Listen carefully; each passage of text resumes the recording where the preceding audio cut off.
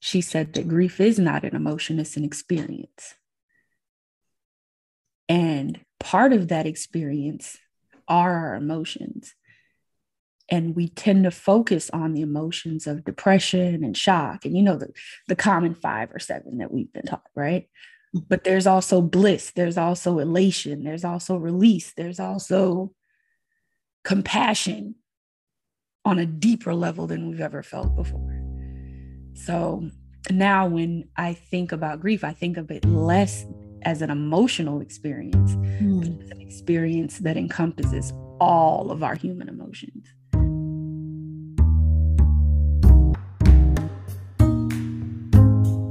This is the When You Die podcast.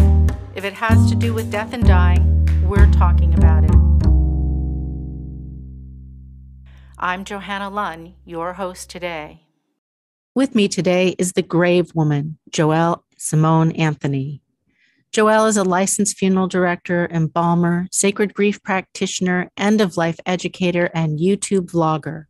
Joelle was born in Europe and raised in Beaufort, South Carolina, the heart of Gullah and Geechee culture. Her professional approach is deeply rooted in ancestral wisdom passed down generation to generation.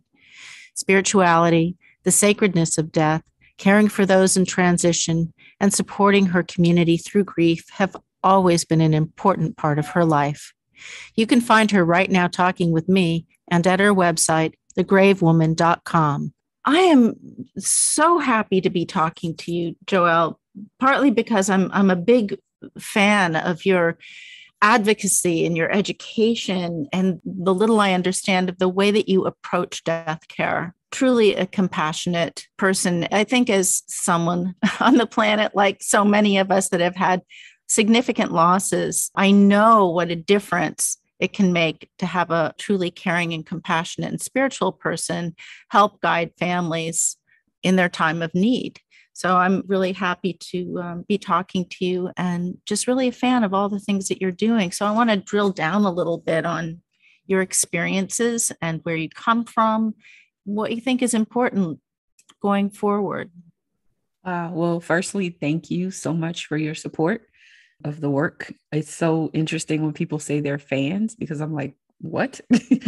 But I appreciate it and I appreciate your support. So thank you for taking the time to learn more. Yeah. So I think one of the first things I'm just so curious about, being that you're from Beaufort, South Carolina, the heart of, and if I butcher this, I'm sorry, Gullah and Geechee culture. Well, it's Beaufort, South Carolina. Beaufort, well, right off the bat. Beaufort, South Carolina, and it's Gullah and Geechee culture. So Beaufort, South Carolina is a part of the Port Royal Sound. And I don't know how much you know about the Port Royal Sound, but historically, about 90, I think it's 98% the last time I looked, of African Americans in this hemisphere, not just in the United States. I've misquoted that several times, but in this hemisphere, the northern hemisphere, our lineage can be traced to the Port Royal Sound, which encompasses Beaufort, South Carolina. This is where we were bought as enslaved peoples and distributed throughout the United States, Canada, and the northern hemisphere. So there's a very, very rich spiritual and cultural essence here that you don't find anywhere else in the world. I had someone reach out to me last week via YouTube comment, and it was a man who's traveled the world extensively and performed genealogy research on himself and his wife. And he said that he actually traveled to where he was from in West Africa. And after traveling there, came to Beaufort, South Carolina, and said that he had never felt so connected to his ancestors and his lineage, even after traveling to where his people originated in West Africa. He felt more at home here and felt more of a connection here than he had in any other place. And to me, that was extremely profound because it just reaffirmed what I've known instinctively and have learned culturally being from here. So yeah, it's a very magical place. Sounds amazing. Actually, I would like to talk a little bit about how the role of culture in end of life decisions.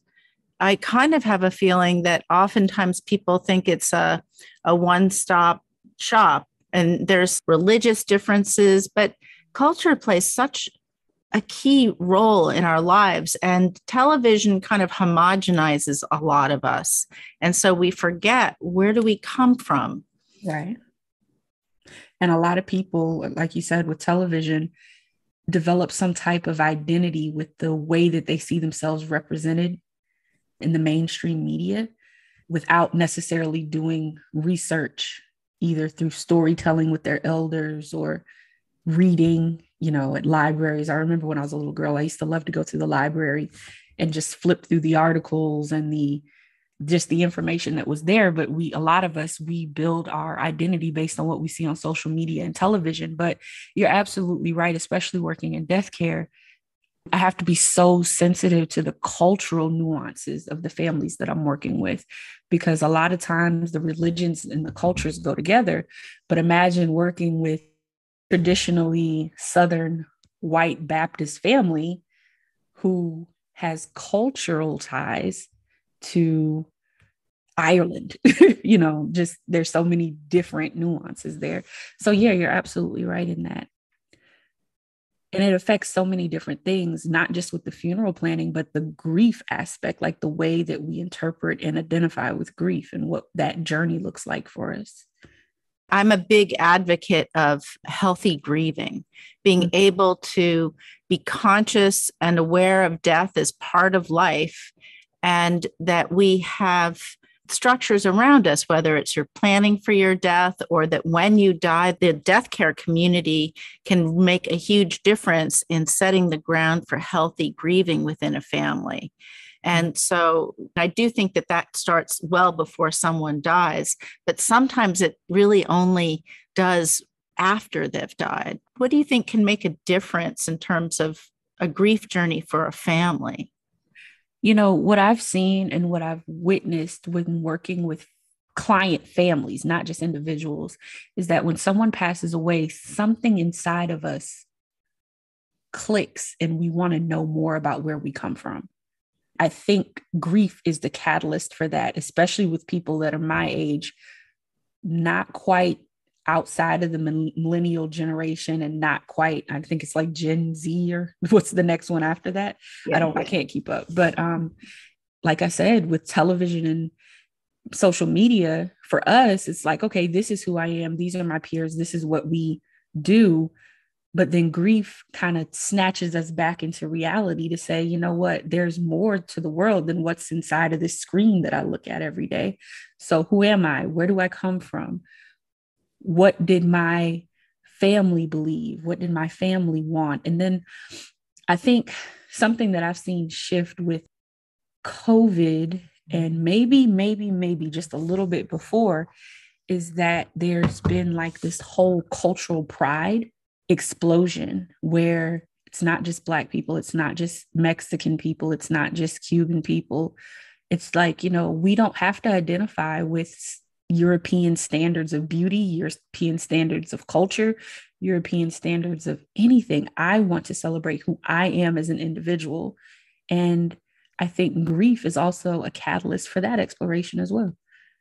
This was certainly true when my father died, is all the stories that people told about him. I realized I didn't really know who he was or where we came from. Right. I you know what? It's so interesting because you mentioned fathers. Yesterday was Father's Day, and I had the honor of reading my dad's biography for an award that he received through his church for service over the years, right? And my dad's been my dad for 36 years. Even as an adult, we lived together. It almost felt like I was reading his obituary and he was still alive, and seeing him celebrated. And then people coming up afterwards and saying, you have an amazing dad, or he did this to me, or not to me, but, for me, he assisted my son with this and that, or he taught Sunday school with teenagers and we've seen grades improve. And just hearing all of the different stories, like you said, about my dad, it really opened my eyes that, wow, my dad isn't just my daddy, he's a whole entire person with a whole life. And I think that's also a part of it Johanna, is we tend to see each other in the roles that we occupy in life. For example, you see your coworkers as your coworkers. When your coworkers pass away, you go to their funeral, you learn about their families. You learn about their children. You learn about their hobbies. You learn about them as an individual. I think that grief and loss causes us to seek, or just, I don't want to even say seek. It causes us to view one another outside of the roles that we portray in everyday life. That makes a lot of sense to me. And in a way, COVID itself thrust the world into a grieving process. And I've found, certainly where I live, but also, because I am connected to a bigger world as well, that people had more time because they were mostly home or working from home. Our lives were reduced considerably, and the activity of our everyday life was reduced. That I heard and participated in more curious conversations than I had before, because the background static of going shopping, going to a movie, getting together with friends, cooking big barbecues, all of those things, that was gone. And it was really a moment in our time, I think, where we could connect more as a humanity, as a group of people, as a global community almost. And I don't want to appear to be insensitive to anyone who's lost a loved one due to COVID or suicide or any other type of loss during the pandemic. I honestly believe for humanity, COVID is one of the best things that could have ever happened for us, because it made us human again. I think about, even if you think about people who've had to be in the house with their children, their parents, their spouses. I could only imagine you got to know your husband in ways that you maybe had forgotten over the years. If I don't know how long you guys have been married, I'm just making an assumption. I don't know if you have children. Maybe you got to know more about your children as adults, or whatever stages they are in life. Being forced out of looking at something one-dimensionally and looking at it holistically, I think is just absolutely beautiful. And unfortunately, a lot of times grief is the catalyst for that. Yeah. Grief is the catalyst for that. And I'm also amazed too that when people are thrown into a grieving, the big grieving, often there's so much energy behind it that I have seen people write books and create nonprofits and do all kinds of positive things for the world with their grief energy. And that's fascinating to me as well. Yeah, I think that speaks to several things. I feel like people are able to do, or seem to be more equipped to perform miraculous feats while grieving, because we need something to do with that energy. And I talk a lot about that in a course or workshop that I host called the Chakra Grief Workshop, where we explore the chakras and how grief affects each one of the chakras. And if you're not careful, your chakras can become closed. So building rituals around honoring the grief and the way it affects each chakra is important. But it just really makes me think, what would be possible and what would come out of us as human beings if we were taught just to manage that energy from the beginning and not be forced into exercising it upon as like an emotional response? What if that were just our natural protocol? Like, you have these feelings, you have this emotion, you have all of this, because I mean, in essence, we're grieving constantly throughout life, not just when someone passes away. So why is it that when we do experience one of those big griefs, like you referred to it as, then we're prompted to respond in that way?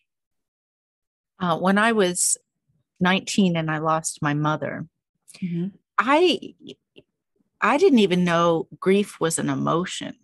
You know what? I'm going to challenge that, if you don't mind. No. I had a student attend a workshop, and she said something that changed my perspective so much. She said that grief is not an emotion, it's an experience.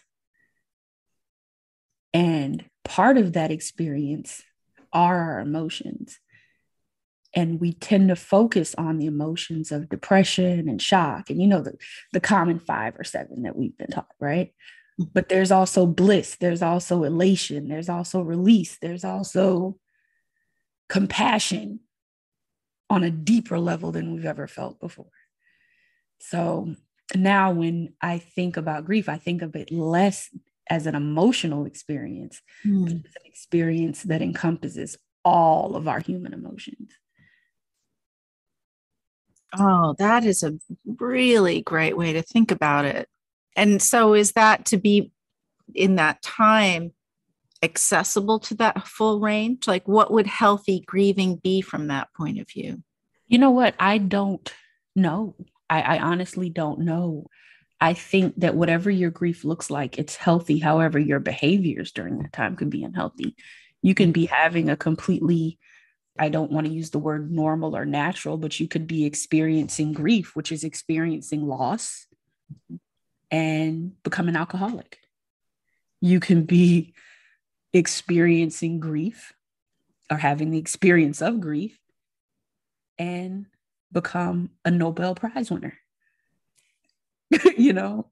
So I don't know that I necessarily believe in the concept of healthy grief. However, I do believe in the concept of healthy and unhealthy behaviors as a response to grief. Yeah. Well, I think along with that, though, is a cultural agreement, if you will, that grieving is natural. I think what I was reacting to as a 19-year-old person was that people were kind of like, well, get over it. Really? How did your mother pass away, if you don't mind me asking? Oh, my mother drank herself to death. So maybe there were some people in your immediate subculture who felt like, well, she did this to herself, so we just need to move on anyway. Well, that could be. I think more of it was their discomfort with, here's Johanna before death, here's Johanna processing her mother's death, and that I needed to go through whatever I needed to go through as part of my grief journey, but that they didn't know how to respond to me. And I think that we are awkward naturally around death, that we don't often know, what do you say to someone who's grieving? So the response is, oh, could we just go back to normal? I don't know what, out of discomfort, let's just go back to where we were. Right. It's a ever forward, never back. Never forward, never back. Yeah, I can definitely see that. And then you mentioned the cultural impact of grief we were talking about earlier, or the cultural acceptance or denial or whatever. I think about what we perceive here in this part of the world to be third world countries, those that are so far behind us technologically and in infrastructure and all those things. However, what they have that we have not seemed to be able to put our minds around on any level is an understanding of the cycle of life.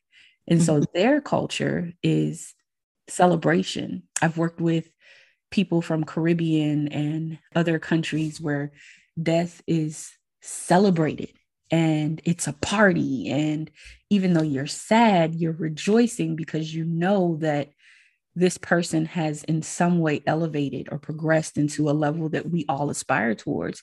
So I think even more so the cultural, perhaps maybe it's geographical, but then when it's geographical, it circles back around to being cultural because the culture is so different. Or is it, this is kind of going out there way in the deep spiritual pool, but could it be that there are just certain parts of the world where the energy of grief flows naturally throughout society? We understand that from birth, we're on a cycle towards death, or they understand that. There's this book, I don't know if you're familiar with Abraham Hicks. Yeah. So their work is based very closely on, her downloads and things like that. But they were impacted by a book called Seth Speaks. Have you ever heard of that book? Okay. I tried to read that book and it kind of freaked me out about 8 years ago, but then I picked it back up not too long ago. And one of the most profound things that I read in that book is from the moment we're born, like we're dying all the time, like we're just moving constantly towards death. Our cells are dying, our energy is depleting. Life is nothing more than a constant crawl towards death. Mm-hmm.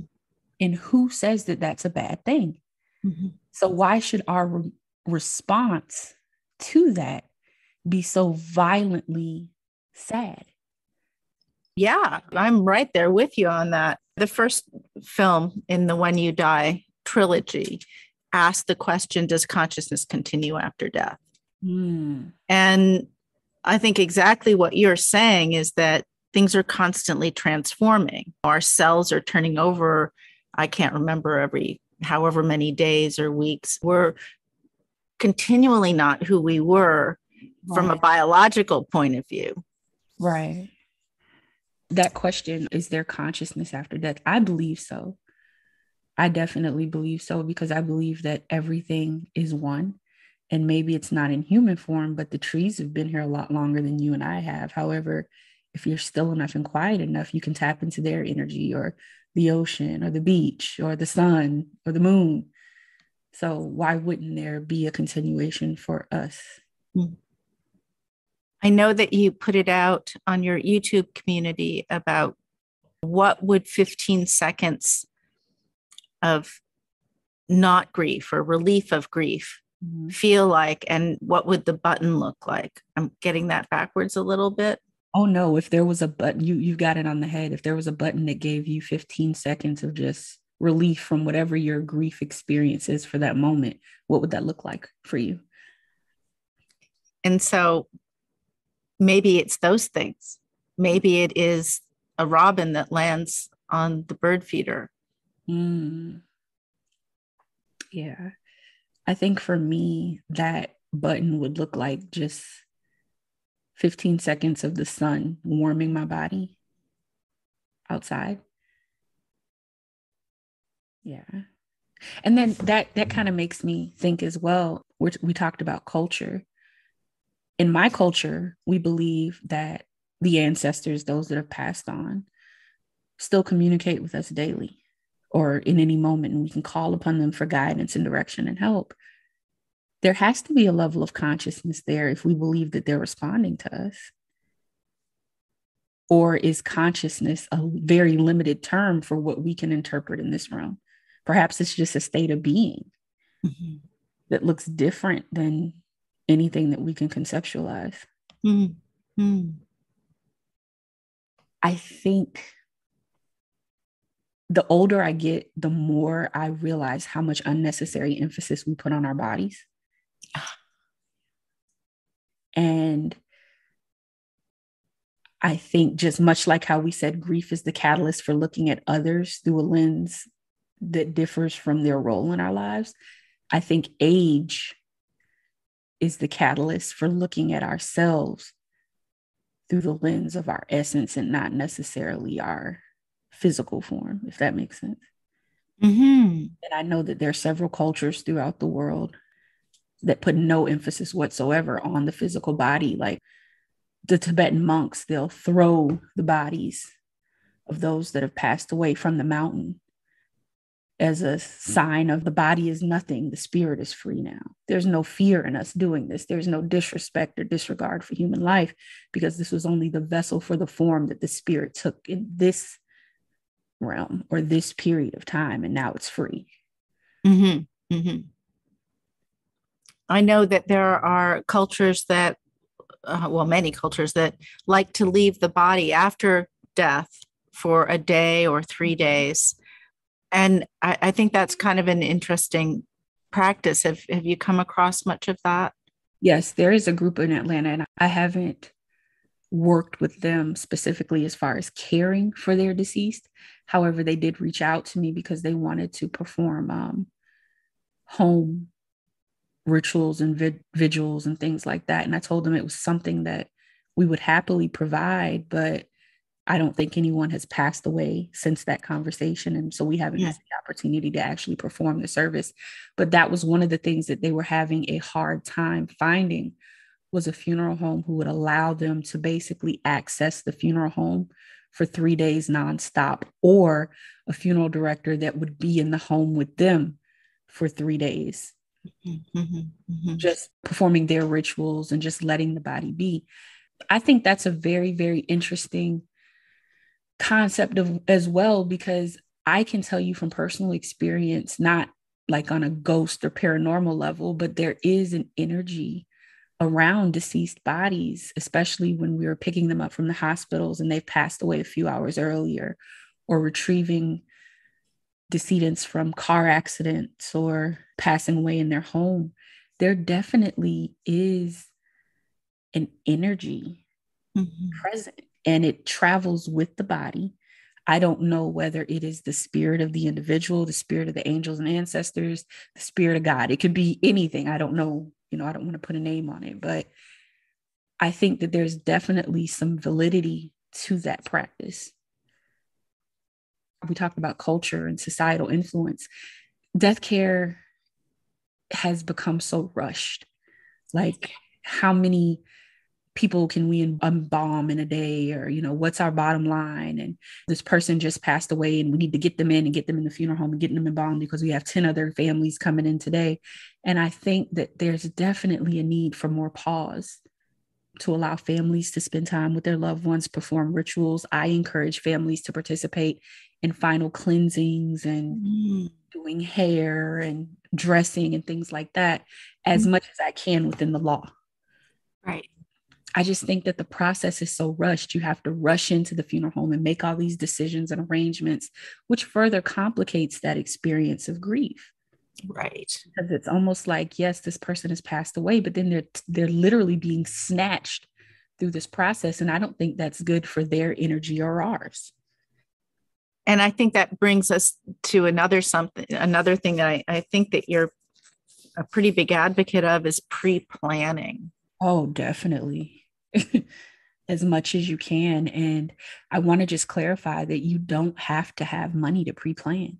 A lot of people shy away, in my experience, from the conversation because they're like, oh, I don't have the money to do that. Well, it's called pre-planning for a reason. When you get into talking about money, that's called pre-funding. Right. So I am a huge advocate of everyone taking autonomy over their end of life decisions as much as we can, because the bottom line is that anything can happen to anyone. There's a saying that I love, that the leaning tree is not always the first to fall. So someone could literally be on what we identify as their deathbed. We're going to visit and get in a car accident and pass away, and that person's still here. So yes, I encourage people to have conversations about what their desires are. Do you want to be cremated? Do you want to be embalmed? Do you want to be put in the ground? Do you want to be put in a mausoleum? Do you want a more earthy feel or a more contemporary feel to your funeral? Do you want to wear a dress? Do you want to be unclothed with just a sheet on you? There's just so many different nuances that people don't think about, down to the musical selection, the flower colors. Or do you not want any of that? Do you want just something completely still and more rustic? So, yeah. Because death is also a time for life. It's a real gift, isn't it, to not have your family have to think of those things for the first time ever. Yes, it is a tremendous gift. And I don't want to say a relief of a burden, but a relief of a burden. But I think more so, let's just take everyone else out of it. It's taking control over what you want. I teach a course, or I have a course available online called Spiritual Funeral Planning 101. And yes, we go through all of the estate planning terminology and instructions for your funeral and all of those things. I teach you how to do those things. But more than anything, I think what's important is having your spiritual essence represented representing yourself in your true light. Because remember, we talked about how as a mom, maybe you're only seen as mom. Maybe your kids don't know, my passion was acting and I became a mom, and mom can't travel to California and star in movies or do whatever. And maybe just having that known will say, oh, give that peace. Like you said, you didn't know who your dad was, really. Wow, I got to learn this about mom. Or you've been a wife for 50 years and your passion was home economics, and your family just thought, hey, mom kept a really nice house. But in actuality, my passion was creating safe spaces for people. So, really talking about those intangible things is important. And a lot of times we just don't know how to have those conversations with family. So, we dive really deep into that, expressing your spiritual essence and sharing your light, even in death. That's great. That is really, really, really helpful for so many people, myself included. Thank you for that. Oh, no problem. It's Yeah. it's self-study. So you at your own pace. And I encourage everybody, you're going to pay for it. Bring your family in on it. It's bang for your buck. Right. How do you break the ice with your family if you want to have these conversations? Because sometimes people don't want, they're like, oh, no, no, no, no, no. You're young. That's not going to happen to you. You know what? I always tell people to break out the family photo albums the next time you're having family dinner, because I can guarantee you there are going to be people in that photo album who have passed away. And that conversation is going to shift to what this person did not, or remembers about their funeral. Mm-hmm. And if you are a savvy listener, instead of just asking mom or the kids or the husband, hey, what do you want to happen when you die? You start taking little mental notes and asking little just suggestive questions like, oh, they had too much makeup on mom. She didn't even look like herself, or she looked like she was sleeping. Well, she did look like she was sleeping. Is that something that you think you would like, is for us to see you and get the peace of feeling like you were sleeping? Or I just hated being in that church. It was 110 degrees outside and the air conditioner wasn't working. So if you pass away in the summertime, would you prefer that maybe we have a graveside service where we put a tent outside where the breeze is flowing and we all kind of gather at the graveside instead of being in a hot building? So just asking those little prompting questions and making mental notes, and then bringing those little notes back instead of the big question of what do you want to happen when you die? How do you see your whole business in a way? What kind of direction is the funeral industry, end of life industry, death care industry, whatever label? Where are we going? Do you see things changing a lot, or is it opening a lot? Or okay. So I'll answer this from two different angles. One, as my personal journey, two, as my industry observation. I think that the death care industry is opening a lot, which is a good and a bad thing. In the past 2 years, I've seen more individuals pop up who don't necessarily have formal training, and myself included in this. I'm not just speaking about others. Like, I am not a mental health professional. I am not a psychiatrist, psychologist. However, I am a sacred grief practitioner, and that was a title installed upon me by my ancestors. And there are many individuals like myself who are providing holistic and spiritual guidance for families, which I think is beautiful.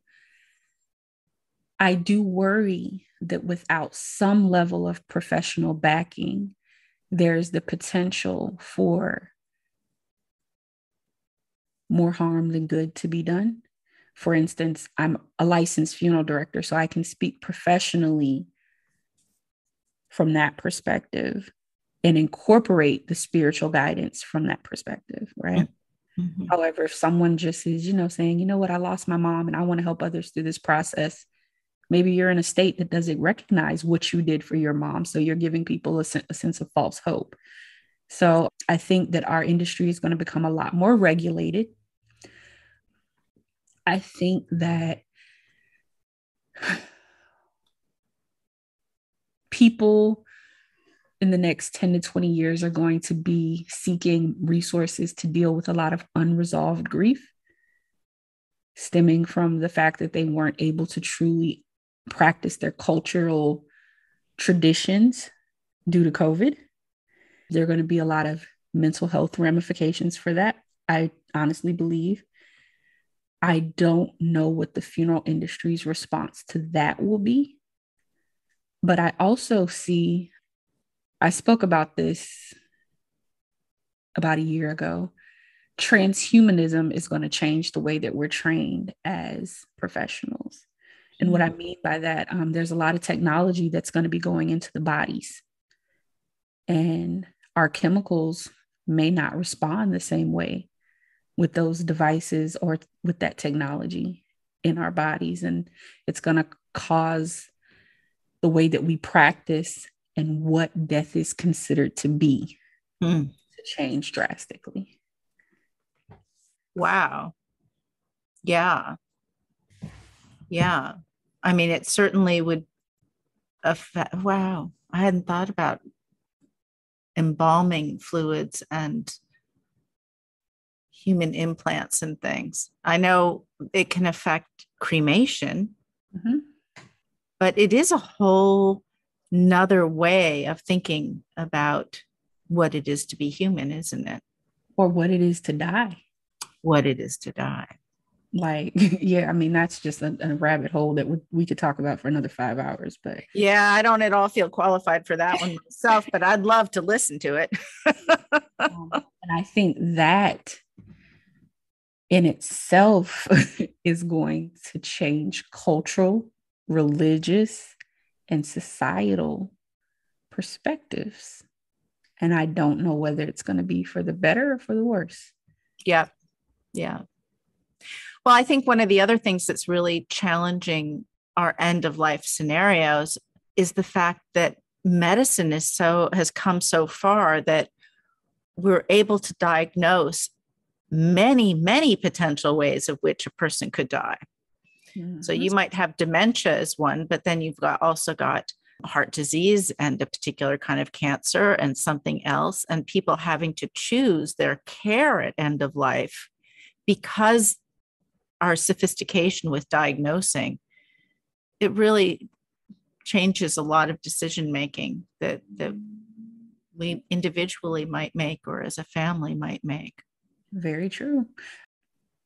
I've recently joined the board for an organization called Compassion and Choices. And I think that medical aid in dying is going to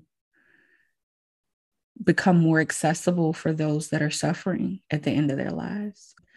And not that that's all that Compassion and Choices focuses on, but I think the conversation about autonomy in medical care, I feel like the medical industry and the death care industry seem to be polar opposites, but really they're one and the same.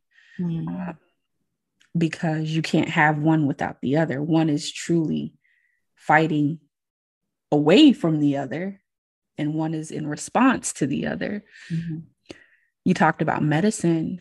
Our treatment, not just diagnosis, but treatment is going to be impacted by technology. And again, what is it going to mean to die? Just because you have heart failure, perhaps your brain and your lungs and your respiratory still work. So is somatic death still going to be a thing 100 years from now? What does it mean to die? Well, I'm sure we'll find out. Maybe not just with this body at the Yeah. There's a really cool video on my YouTube page. I had the opportunity to speak with a advocate, participant, and representative for cryonic suspension. And as far-fetched as it seems, I think the cryonic suspension, we're going to find out whether it works or not sooner than we think. And I feel like that is going to change things, because if a person passes away and a death certificate is issued because they passed away, but then they're reanimated. Right. What I think it ends at like the funeral home, right? Or at the cryonic suspension laboratory. Mhm. But then it's also going to change what birth is defined as if that person is reanimated. Yeah. And then from a spiritual lens, the circle of necessity, the 3,000-year journey that the Egyptians believed the soul went on after passing, and just seeing some of the rituals that have been performed in the past year, like the moving of the mummies from the pyramid to the museum in Egypt, to me was almost like, wow, this journey, perhaps, I don't know where we are in planet time, maybe is completed. And perhaps now reanimation of corpses that were interred in Egypt may take place. I mean, my mind is just so open, so I can go in different directions with this. I don't know how far you want to go. Well, the thing I love is that we don't really know. And I think this is also why I'm so interested in the idea of consciousness, because, well, if you look at near death, someone can be clinically dead now for, I think you could be dead for at least 20 minutes now in a hospital setting where a person has the right conditions on ice and so on. They have brought people back, if you will. Mm-hmm. And it's like, well, are they the same? Did something else come back? There's so many things we don't know. It's fascinating. For sure, people who have had near-death experiences are not the same. No. Even not as far as like near death, but like spiritual awakening. Mm-hmm. Like, yes, that's right. You don't even have to die. Right. You don't even have to, like non-traumatic spiritual awakening, literally. And if you think about like, I'll just use the Bible, for example, perhaps we've taken the literature too literal. I'm reading this book now called The Compendium of the Emerald Tablet by an author named Billy Carson. And he talks about Thoth and how Thoth was reanimated several times throughout history to take on many different forms. That we study these animations historically, but where does this knowledge that these individuals have come from? Mm. I don't think this is a new conversation. I think this is definitely I don't even want to say error, but it's our season to begin to be open to something that's as old as time. Yeah. Our consciousness, I'll use that word, our consciousness has expanded. And I mean, 2020 was full of cosmic and universal and even planetary alignments that have not occurred in thousands of years. There has to be an impact on our consciousness, on our beings, on our essence. I don't think that it's just cellular where we have this experience of humanity. It's oneness. And I feel like death is just a part of that conversation. I just think our society, our culture, our belief systems have cut off at death. And now it's time for us to understand that there's more. So what happens when we die, right? It's the great mystery, and it's a beautiful thing to have time to contemplate our, I don't know, might say holiness. And I like that word if you think of it from the point of view of a hole, not a hole you would fall down like a rabbit, but a complete. What is it to be complete? Yeah. Well, I know I don't have you forever, and I also know we could keep talking about this because there's a lot in this world that is fascinating to me and to all of us. I think it's part of the gift in a weird way of having been in lockdown for so long, and also that materialism has gone as far as it possibly could, perhaps. And then we're in lockdown and there isn't a TV set big enough to fulfill all our needs. Well, maybe almost all our needs. So coming back around to, loss opens us up to so much. Yeah. It's been so wonderful talking to you. Like, you're right. We could talk about this. I could talk about this for days. Maybe we'll do it again. Maybe I'll have you as a guest on my podcast. Oh, I'd love it. I'd love it. And yes, and someday perhaps we could have tea together. Yes. Joelle, thank you so much. And we'll have all the links to all of your social media and website, and people can see some of these great educational courses that you're offering. And thank you. Thank you. I'm the Grave Woman everywhere. Just type me in Google. I'll pop up. Thank you for having me. This conversation is brought to you by the When You Die Project.